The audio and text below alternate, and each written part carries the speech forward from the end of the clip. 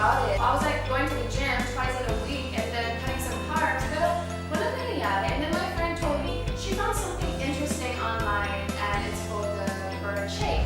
And Burn Shake, meron siyang Satherial, Catechin, and Phenomate. Ito kasing Phenomate, it is an ingredient that is proven effective in weight loss management. Plus, it increases your energy kahit hindi ka masyadong kumakain.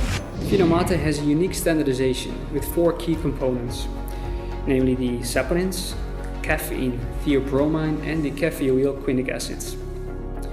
Phenomate is a multi-component extract that derives its unique activity profile from the synergy between multiple substances.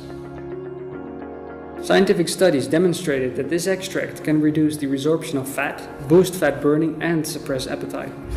Ito kasing Burn Shake has an ingredient called Garcinia cambogia. Most of the time kasi, di ba, we eat fatty foods. So, yung Garcinia cambogia, it hinders the absorption of fats in our body. So, because of Garcinia cambogia, hindi na naa-absorb yung fat sa katawan natin. Na-flush out na siya agad ng digestive system natin. And Garcinia cambogia has this active ingredient called hydroxycitric acid. So, it has boosted fat burning and cut back appetite according to studies. So I ordered, and what's indicated in the package, I followed it. I replaced my 2 regular meals.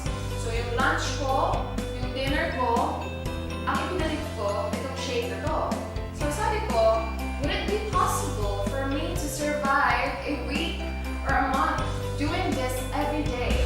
This Burn Shake partner is actually very rich in protein and amino acid. So, ibig sabihin, hindi na ako makain?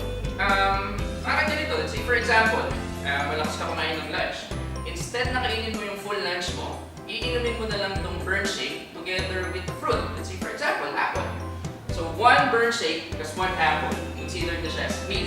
So mas maganda yun, di ba? Pwede mong gawin once a day or twice a day. It's up to you. Hindi kaya yung mga ginagawa ko before when I'm joining beauty pageants, you know, abrupt na pag-diet. I feel really weak. Well, here, I'm functioning as normal as I can, effectively and efficiently. And I did it for 2 months. I'm telling you, 2 months, 6 pounds. Yeah, 6 pounds. You're gonna lose ko. And this is my ideal weight, my ideal shape right now because of the Burn Shake. Satherial increases our serotonin hormones, or otherwise known as happy hormones. Kasi diba, what our burn products does is they suppress our appetite and our cravings. So tendency is mawawalan tayo ng gana masyadong kumain. And normally, every time nawalan tayo ng gana kumain, hindi tayo masyadong nagiging productive or hindi tayo masyadong nakakapag-isip ng maayos kasi nga iniisip natin, gusto natin kumain. But with this, walang ganun na effect. Kasi even though nasa-suppress yung appetite and cravings, on the other hand, ini-increase naman yung serotonin hormones. So, ibig sabihin, you are assured that you will be on a good mood and you can still do your work properly.